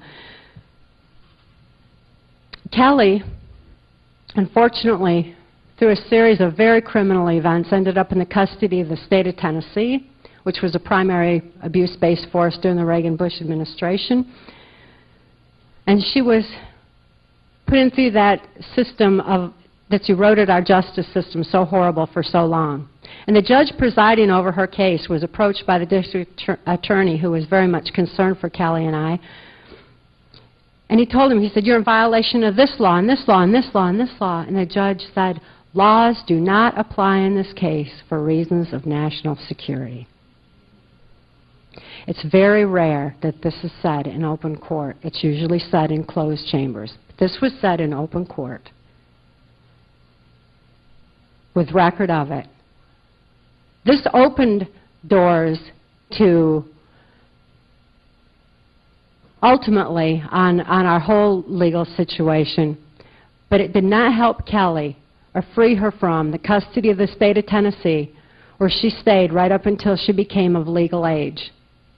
As fast as she became of legal age, she went into a safe environment that was kind of just a little holding center where we were going to be able to make a profound difference for her. Because when she's with me, just my presence triggers memories of the past and what she had been through, the highly influential perpetrators that she's been exposed to, which include George Bush, with proof and evidence, and she's not the only one, and the evidence is overwhelming. And her exposure to George Bush Jr., who at the time of our victimization was learning the ropes and following in Daddy's footsteps and making sure that certain things were in place, not by his own free thought or his own creativity on making sure things were right, but rather by following orders robotically and doing exactly as he was told, which I'm sure he's still doing today. But the fact of the matter remains, my daughter Kelly was exposed to him. So as fast as Kelly had that little peek at freedom, that little peek at being able to maybe hope for a future, George Bush went into office, Jr., supposedly. And it's had a very, very adverse effect on Kelly, and she's not been herself since. And I'm deeply concerned for her welfare and hope that people will wake up and we can make enough of a difference, not only for her, but for so many others that are in the same kind of position under the control of these criminals who continue to run our country right into the New World Order controls.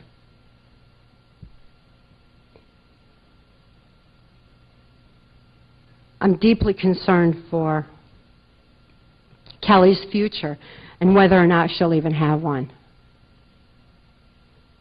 When Mark and I were speaking out in 1992, we were out in the Marin County area, and a woman, the whole community came out. This was out in Santa Rosa back then, because of Michael Aquino's influence on the Marin County Daycare Center. The whole community turned out, and it was a very moving event. Our book hadn't even been released at all. We'd been teaching law enforcement and mental health about mind control and that recovery is possible. Back then, I talked to so many psychiatrists who were actually earning educational credits learning how to recover and what the recovery processes are for the numerous victims that they were seeing coming through their offices. I spoke to so many that I believe I've been looked at by more psychiatrists than anyone ever has, and boy, man, they have really been kept in the dark for a long time. They're beginning to open their eyes to the fact that the information was suppressed through the American Psychiatric Association back when Dr. Ewing Cameron, who worked directly under the CIA, was caught using mind control in Montreal, Canada on patients, was very much instrumental in suppressing pertinent facts on mind-brain function, as well as what mind control was all about, right from the onset. So mental health really, really had a long way to go. They still have a long way to go, but they have since reorganized. They've got some reorganization going on through the International Society for the Study of Dissociation. They've renamed multiple personality disorder to dissociative identity disorder, and it is widely known that recovery from the most horrific robotic forms of mind control is certainly possible. And that was an enormous accomplishment that Mark and I were making back in 1992, as well as to the border guards who were seeing so many mind control slaves hauling cocaine across border, especially Mexico, and wondering why every time they made an arrest that the whole thing was covered up for so-called reasons of national security. And they wanted some answers too. So we were speaking out to them as well. That was just about all we had done back at that point in time when we ended up in Marin County, speaking to the whole community of people who had turned out to hear what we had to say and to know that hope was a very, very real possibility. Recovery was certainly probable. And there was a woman, I'll never forget, who came up to me out of the crowd. She had 3 children that were being used in mind control. She had lost 3 children through a corrupt court system because of Lieutenant Colonel Michael Aquino's involvement, the fact that national security was slapped on the whole thing, that Satanism was very much a part of it. And this woman was in her last days of dying from cancer. She had no hair, and she came up and cried, and she said, "I can die in peace now because people will know, and it will help my children." That's a long time ago that woman had that kind of hope and shared my hope for my own daughter, that people would wake up in time. Well, it certainly is time that people wake up. We need to realize not only that aspect, but one other part as well. We hear so much about the aliens and all that are happening, alien mind control and everything else. It's very much used as a trauma base for mind control to render people totally helpless, to feel like they can't make a difference. Realize that mind control extends into this area. Realize that the small handful of criminals in control of our country and our information and our technology have kept it suppressed for so long that when it does come out, it does look alien to all of us. It's the most strong consideration that I would encourage each and every one of you to realize there is no boxed information. There is no easy answer. There is no absolute on any of it. And I'm not saying the aliens don't exist, because it's not that simple. My experience with George Bush included him doing the lizard projection thing, which at that time he actually used a harmonic generator to do it. But why did he choose that theme? Why did he have to do? Are they losing their ability? Did they ever have an ability? But are they losing their ability to be able to transform because they're in this physical plane? What is the difference on that? I have a lot of questions. The criminals that I was exposed to talked about aliens and the alien technologies and aspects of it quite frequently, most often in terms of interdimensional aspects and time travel. Oftentimes referring to aliens more as us in the future, technology being from our own future. I don't think that's all of the answer either. Again, it doesn't fit in a box, folks. We've got to expand our minds. Just like I had to expand out of those little compartments in my brain, we all need to expand our thought. I only had in those little compartments my own experience, and that's all I could see while I was under program or carrying out from that little tiny area. It was a narrow, narrow vision. And I see so many people operating through that same narrow vision today based on what they were told on TV or what they've been educated in school, when in fact so much pertinent information has been suppressed that we need to begin to look beyond what we think we know. Are there lizards? I don't know. It wasn't my experience. But I'm certainly not going to say, I know it all. But I am going to tell you that these criminals oftentimes talked about the transdimensional aspects and the time travel part, and it's something that I think we need to look at and consider, as well as the other possibilities that are out there. They know that if we don't have the answers, we're afraid, and if we're afraid, we're more easily controlled. We have nothing to be afraid of. There's no fear involved in this whatsoever. There's nothing new under the sun.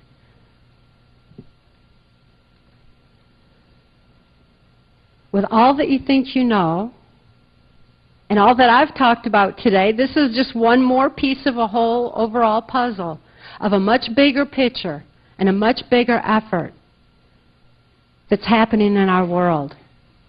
But it is our world, and we do have the ability to affect it. It is not beyond our realm to affect. All we need to do is open our eyes and raise awareness. 95% of the people want to be led by 5%. It only takes 3% of that 5% to make a positive difference, not only for my daughter, not only for that woman's children, the woman who is dying of cancer, not only for those in the military, not only for, the poor Vietnam vets that have just longed for understanding for so long, wanted someone to know the horror of what they experienced, the manipulation of the minds. Our school children, what's happening to them in the education system? These are areas that we can affect positive change and move into an area that is going to allow all of us to go into self-healing. Get rid of doctors. Get rid of lawyers. We don't need any of that stuff. We don't need a lawyer to tell us what the truth is.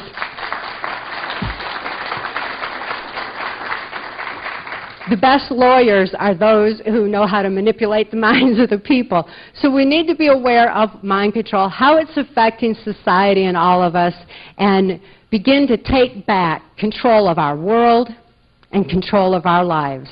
Spread the word. Thank you very much.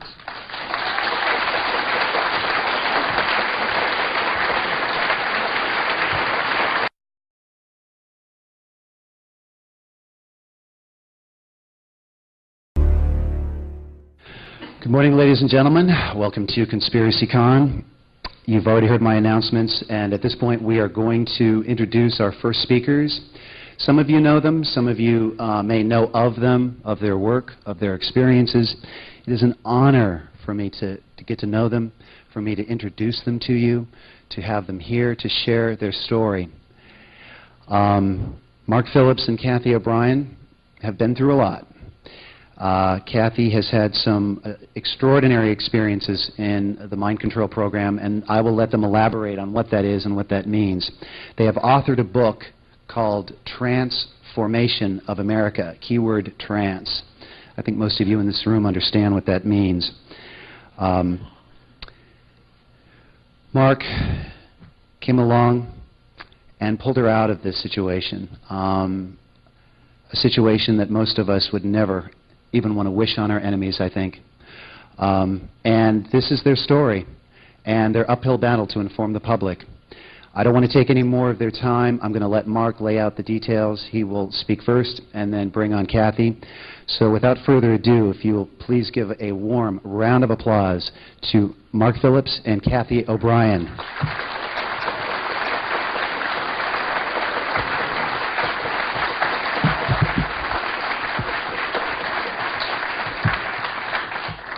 Well, good morning.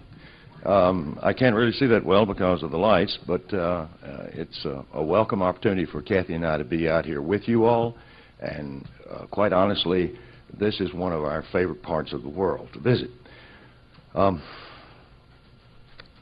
many of you in this audience, if you don't mind me asking, know that someone could control externally a mind? Wow. Okay. How many of you in this audience understands the fact that most people in the federal prison system are in there for one charge? Most people. The most successful prosecution of any particular criminal charge, this particular one puts more people in prison than anything else. Conspiracy.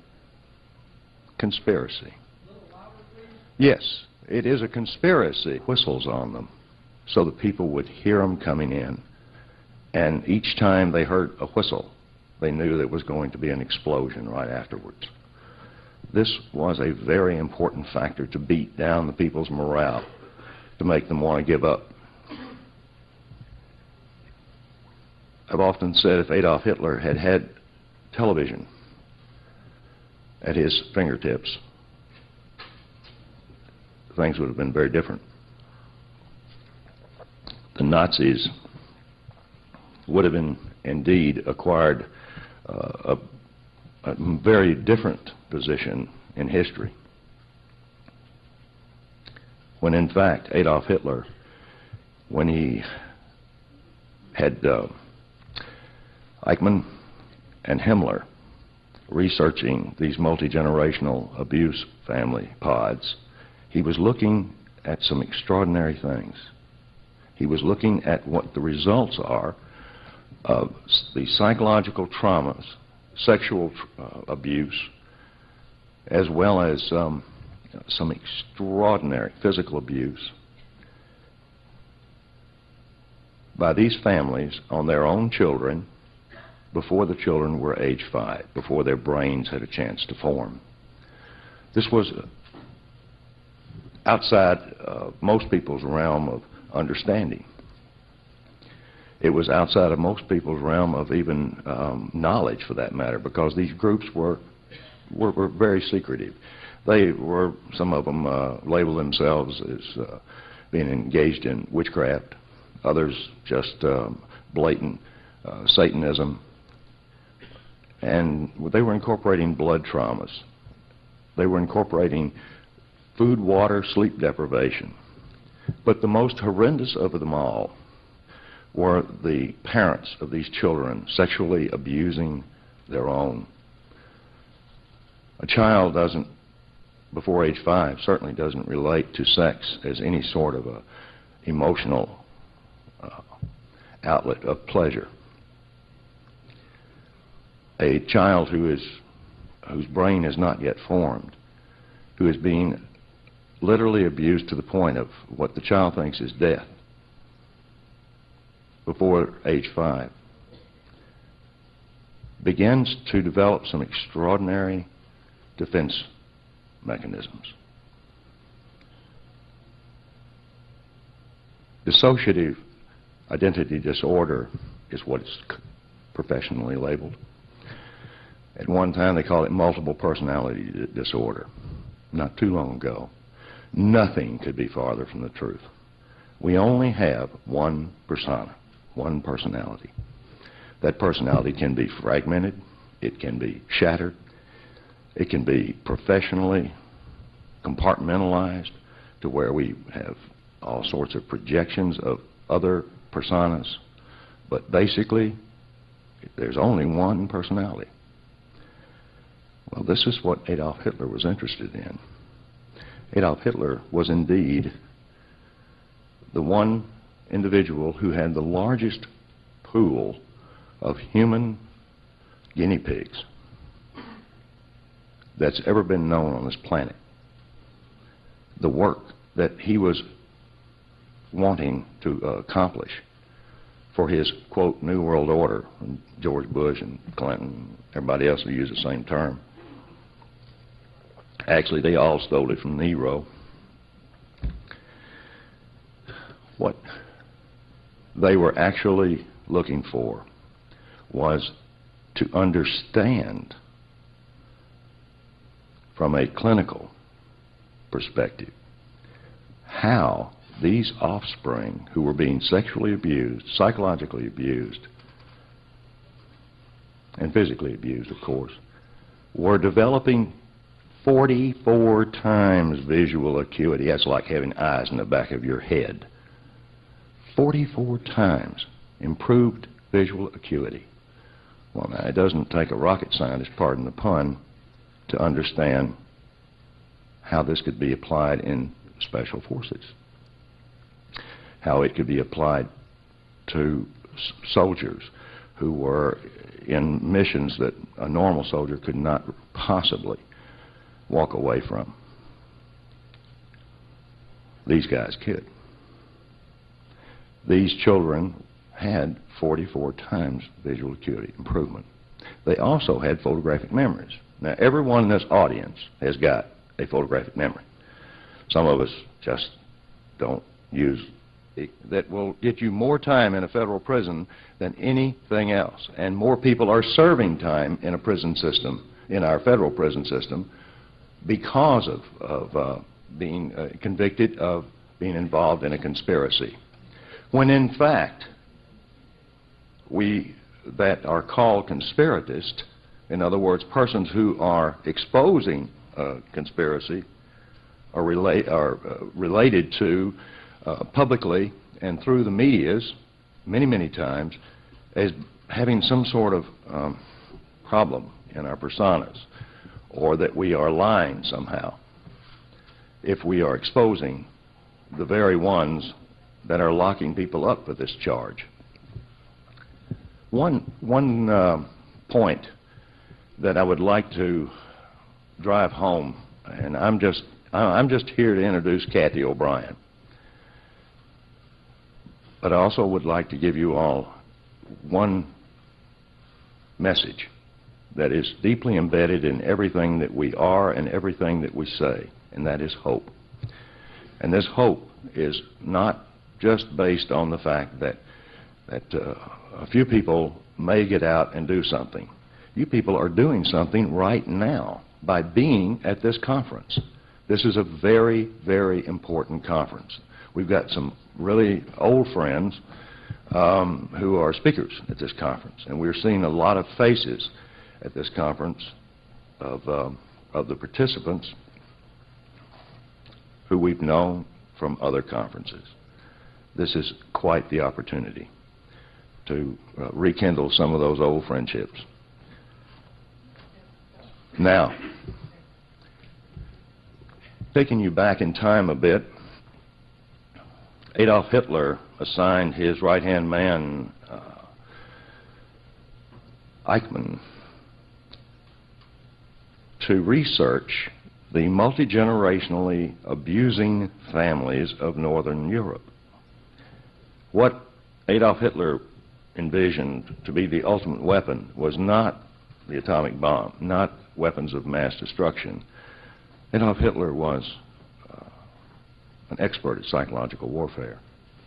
Those V-2 rockets that he absolutely just pounded Great Britain with, he put the camera very often, but nevertheless, we've all got it.